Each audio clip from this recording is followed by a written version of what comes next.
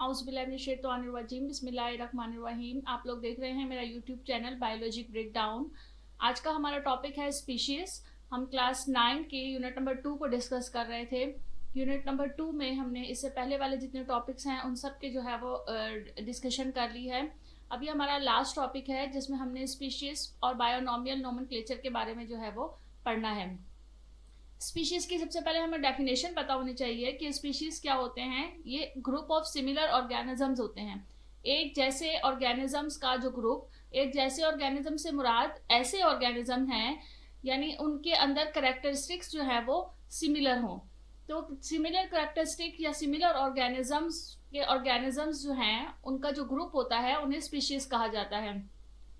The species is a group of similar organism, individuals capable of interbreeding or exchanging genes among themselves and producing fertile offspring. Species जो है वो similar organisms, individuals होते हैं जो इस काबिल होते हैं कि वो उनके दरमियान में interbreeding भी हो सके और उनके दरमियान में जो genes हैं उनकी exchanging भी हो सके ताकि वो एक fertile offspring को जो है वो produce कर सके। Crossbreeding, a mail donkey and a female horse produce mule. यहाँ पर एक एग्जांपल दी गई है कि अगर एक मेल डोंकी और एक फीमेल हॉर्स के दरमियान में क्रॉस ब्रीडिंग होती है तो जो स्पीशीज प्रोड्यूस होती है उसका नाम म्यूल होता है। It is infertile. ये जो म्यूल स्पीशीज है ये इनफर्टाइल है because of the odd number of chromosomes, क्योंकि इनमें जो क्रोमोसोम्स नंबर प्रोड्यूस होते हैं आफ्टर क्रॉस फर्टिलाइजेशन के बाद जो क्रोमोसोम नंबर हैं वो ऑड क्वांटिटी में होते हैं। तो ऑड क्वांटिटी की वजह से ये जो है वो इनफर्टाइल होते हैं और ये बेबी प्रोड्यूस नहीं कर सकते हैं। सो दे कांट रिप्रोड्यूस, वो रिप्रोडक्शन उनमें नहीं होती है। So it is not a species. इसीलिए इस म्यूल ऑर्गेनिज्म को स्पीशीज के अंदर जो है वो इंक्लूड नहीं किया जाता है। Species is the most basic unit of classification as well as taxonomic rank. Species जो है क्लासिफिकेशन का सबसे बेसिक यूनिट है। जब हम टैक्सोनॉमिक रैंक की बात करते हैं तो टैक्सोनॉमिक रैंक को जब हमने पढ़ा था तो उसमें आपको बताया था कि सबसे एडवांस या सबसे जो अपर लेवल के ऊपर जो यूनिट आता है इस क्लासिफिकेशन में वो किंगडम था, सॉरी डोमेन था वो। तो डोमेन जो है वो सबसे हाई रैंक पर था टैक्सोनॉमिक रैंक में, और टैक्सोनॉमिक रैंक में जो सबसे लोअर रैंक के ऊपर या जो सबसे बेसिक यूनिट होता है वो स्पीशीज कहलाता है। नेक्स्ट हमारा जो टॉपिक है वो है binomial nomenclature. Carolus Linnaeus introduce a naming system to give each organisms a name consisting of 2 Latin names. ये एक साइंटिस्ट थे कैरलस लिनियस जिन्होंने नेमिंग सिस्टम को इंट्रोड्यूस करवाया था। देखिए जब ऑर्गेनिजम्स जो है वो बहुत ज़्यादा क्वांटिटी में हो जाते हैं तो ऑब्वियसली ये ज़रूरत पेश आती है कि उनको किस तरह से जो है वो नेम्स दिए जाएं ताकि उन्हें रिकॉग्नाइज किया जाए, आइडेंटिफाई किया जाए। और उसको आइडेंटिफाई जब हम करते हैं उसकी नेम की बेस पर तो वो होल ऑफ द वर्ल्ड, पूरी दुनिया में जो है वो उसी नेम से हर बंदा जो है वो उसको समझ सके। तो ये एक साइंटिस्ट थे कैरलस लिनियस जिनको ये ज़रूरत महसूस हुई कि ऑर्गेनिजम्स जो हैं उन्हें नेमिंग सिस्टम दिया जाए, और उन्होंने इसको जो नेमिंग सिस्टम दिया वो किस बेस पे दिया, 2 लैटिन नेम्स की बेस पे दिया, जिसमें फर्स्ट नेम जो था वो उस ऑर्गेनिज्म का जीनस नेम था और सेकंड नेम जो था वो उस ऑर्गेनिज्म का स्पीशीज नेम जो है वो उसको रिप्रेजेंट करता था। तो the genus name begins with a capital letter, और ये कुछ रूल्स जो है वो उसने रखे नेमिंग सिस्टम के लिए कि जो जीनस का जो नेम है उसको राइट करेंगे हम कैपिटल लेटर से लिखेंगे हम, और स्पीशीज का जो नेम है उसको स्मॉल लेटर के से जो है वो लिखना शुरू करेंगे।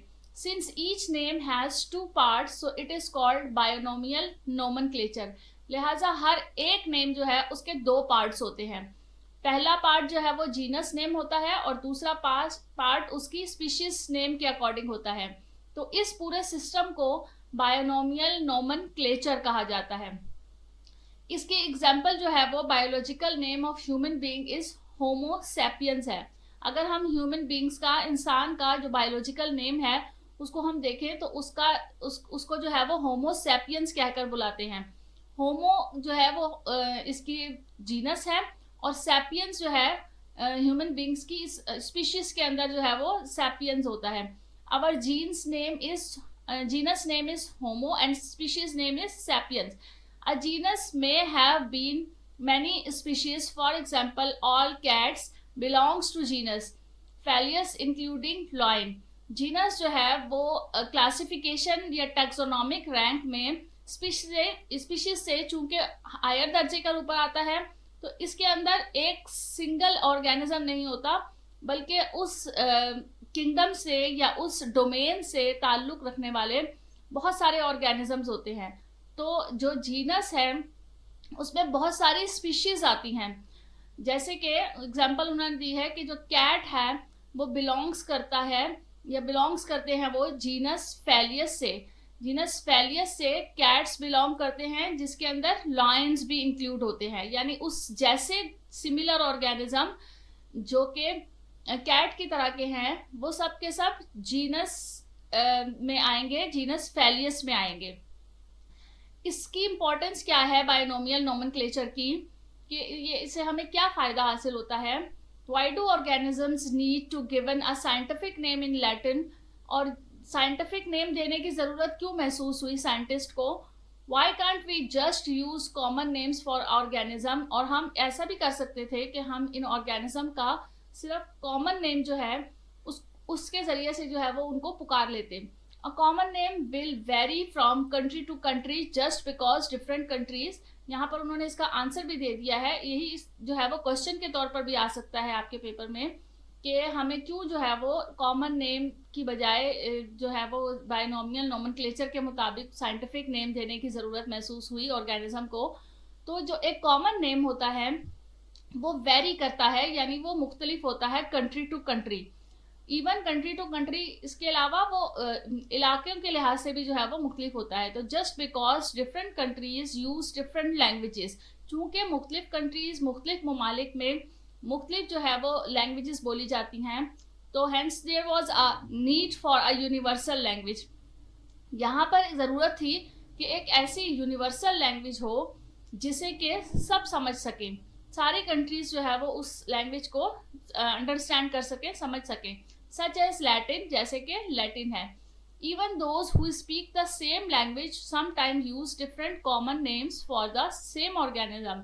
वही जो बात मैंने अभी आपको बताई कि इलाके से इलाके में भी जो है वो वेरी करता है नेम, तो वो यहाँ यही बता रहे हैं कि एक ही लैंग्वेज बोलने वाले जो लोग हैं, एक ही बोली बोलने वाले लोग भी मुख्तलिफ ऑर्गेनिज्म, एक ऑर्गेनिज्म को मुख्तलिफ नाम से पुकारते हैं। जैसे एग्जाम्पल के तौर पर आप ब्रिंजल ले लें। ब्रिंजल जो है इसको बैंगन भी कहते हैं उर्दू में, फिर इसको पंजाबी में जो है वो बताऊं कहते हैं, इसी तरह से इसको सिंधी में जो है वो वैक्टन कहते हैं। तो इज इट नॉट कंफ्यूजिंग? आपके ख्याल में क्या ये कंफ्यूजिंग नहीं है? या किसी भी और कंट्री में अगर इसे, या अगर किसी रिसर्च पेपर के अंदर या कोई पंजाबी या कोई सिंधी जो है वो रिसर्च पेपर लिख रहा है, तो वो बैंगन को जो है वो वैक्टन के नाम से लिखता है अपने रिसर्च पेपर में, तो क्या ये किसी और कंट्री का स्टूडेंट या कोई और स्टूडेंट, किसी और यूनिवर्सिटी में पढ़ने वाले स्टूडेंट या किसी और लैंग्वेज को बोलने वाले जो स्टूडेंट हैं वो इस वैक्टन को समझ सकेंगे? उन्हें ये समझ नहीं आएगी कि किसके बारे में जो है वो बात हो रही है। तो its biological name is solanum melongena. इसका बायोलॉजिकल नेम क्या है? सोलेनम मेलेंजीनिया है।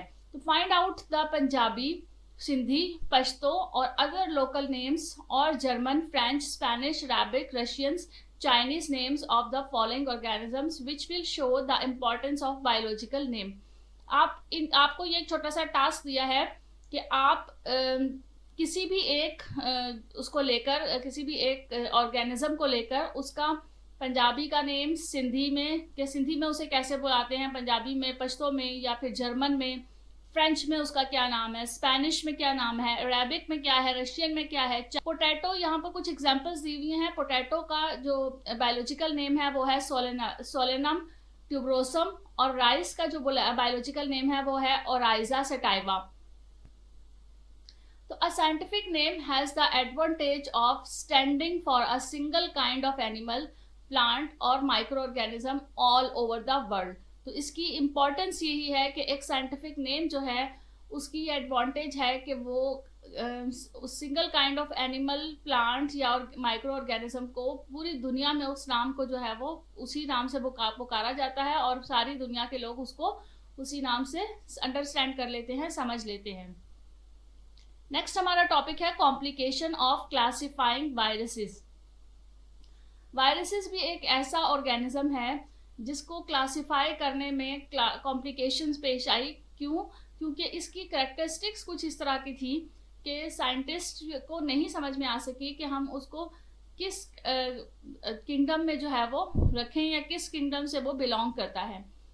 तो हम उसकी कुछ कैरेक्टरिस्टिक्स को पढ़ लेते हैं यहाँ कि वो कैसी कैरेक्टरिस्टिक्स थी जिसकी बेस पर साइंटिस्ट उसको किसी किंगडम में इंक्लूड नहीं कर सके। Viruses show characteristics of both living and non living things. Viruses के जो कैरेक्टरिस्टिक्स हैं वो उसको लिविंग थिंग्स में भी इंक्लूड कर लेते हैं और नॉन लिविंग थिंग्स में भी इंक्लूड करते हैं। The living characteristics of viruses are they occur in different varieties. वो मुख्तलिफ वैरायटीज में पाए जाते हैं। They have their own genetic material in the form of either RNA और डीएनए। वायरसेस का अपना एक जेनेटिक मटेरियल होता है, चाहे वो आरएनए की फॉर्म में हो या फिर वो डीएनए की फॉर्म में हो। They reproduce using the material of the host cell and they infect। जिस होस्ट सेल के अंदर ये वायरस मौजूद होते हैं या जिसके ऊपर ये हमला करते हैं, उस होस्ट सेल के डीएनए को, उस होस्ट सेल को ये अपना होस्ट बनाकर वहाँ पर रिप्रोडक्शन करते हैं और उसको इन्फेक्ट करते हैं। They enter the cells of living organisms and cause diseases. और लिविंग ऑर्गेनिज्म के सेल में दाखिल हो जाते हैं और वहाँ पर बहुत सारी बीमारियां फैला सकते हैं। ये उसके कुछ ऐसे कैरेक्टरिस्टिक्स थे जिनकी बेस पर वायरसेस को लिविंग ऑर्गेनिज्म के तौर पर जो है वो समझा जा सकता है। बट उनकी कुछ ऐसे कैरेक्टरिस्टिक्स भी हैं जो कि बिल्कुल नॉन लिविंग की तरह लगते हैं, जैसे कि they lack cellular structure and enzyme system. उनकी बॉडी के अंदर सेलुलर स्ट्रक्चर नहीं होता है, जैसे कि लिविंग ऑर्गेनिज्म में सेल्स होते हैं या वो सेल्स से बने हुए होते हैं। इस तरह का एक प्रॉपर सेलुलर स्ट्रक्चर वायरसेस में मौजूद नहीं होता है। फिर उनके अंदर एंजाइम का सिस्टम भी मौजूद नहीं है। सेकेंड पॉइंट इसका यह है कि they can be crystallised and store in a bottle. ये जब किसी लिविंग बॉडी के ऊपर मौजूद नहीं होते हैं तो ये इनकी जो शक्ल होती है वो बिल्कुल क्रिस्टल की तरह की हो जाती है, crystal like a non living things. They do not respire. Living things की सबसे बेसिक जो करेक्टरिस्टिक्स है वो यही है कि वो सांस लेते हैं, रेस्पायर करते हैं, चाहे वो प्लांट हो, एनिमल्स हो या कोई और ऑर्गेनिज्म हो। लेकिन वायरसेस की ये एक करेक्टरिस्टिक ऐसा है नॉन लिविंग की तरह का है बिल्कुल, जैसे कि वो रेस्पायर नहीं करते हैं, सांस नहीं लेते हैं। तो viruses behave as non living inert infectious particles outside the host. और नॉन लिविंग की तरह से ये जो वायरसेस हैं ये ऐसे बिहेव करते हैं कि ये इन्फेक्शियस पार्टिकल्स के बिल्कुल ऑपोजिट हो जाते हैं होस्ट सेल की बॉडी से बाहर। यानी जब किसी होस्ट सेल में होंगे तब तो इन्फेक्शियस पार्टिकल्स के तौर पर मौजूद होंगे, लेकिन जब ये होस्ट सेल की बॉडी से बाहर होंगे तो तब ये इन्फेक्शियस पार्टिकल्स के तौर पर मौजूद नहीं होंगे। Viruses are at the border line of living and non living, so they are not including in any domain and kingdom under modern classification. तो अभी तक की जो मॉडर्न क्लासिफिकेशन है जिसको हमने डिस्कस किया है इस पूरे यूनिट में, उसमें वायरस जो है वो किसी भी किंगडम या किसी भी डोमेन से बिलोंग नहीं करता है, बल्कि ये बॉर्डर लाइन पर आता है लिविंग और नॉन लिविंग ऑर्गेनिज्म की। उम्मीद है आप लोगों को ये यूनिट जो है वो बहुत अच्छी तरह से समझ में आ गया होगा। चैप्टर 2 बायोडाइवर्सिटी जो है इसके तमाम लेक्चर्स आप लोगों के लिए अपलोड कर दिए गए हैं और उसके साथ साथ बुक एक्सरसाइज भी जो है वो अपलोड कर दी गई है। इस पूरे लेक्चर में, इस पूरे यूनिट में या इससे पहले वाले कोई भी लेक्चर में अगर आप लोगों को कोई चीज़ समझ में नहीं आती है तो आप कमेंट सेक्शन में ज़रूर पूछिएगा। और अगर आप लोगों को ये लेक्चर्स अच्छे लग रहे हैं तो आप अपनी फीडबैक का इजहार भी ज़रूर कीजिएगा और अपने और जो साथी स्टूडेंट्स हैं उन्हें ज़रूर बताइएगा ताकि आपके साथ साथ वो भी फ़ायदा हासिल कर सकें। Thank you so much. Next lecture के साथ हम फिर मिलेंगे। अल्लाह हाफिज़।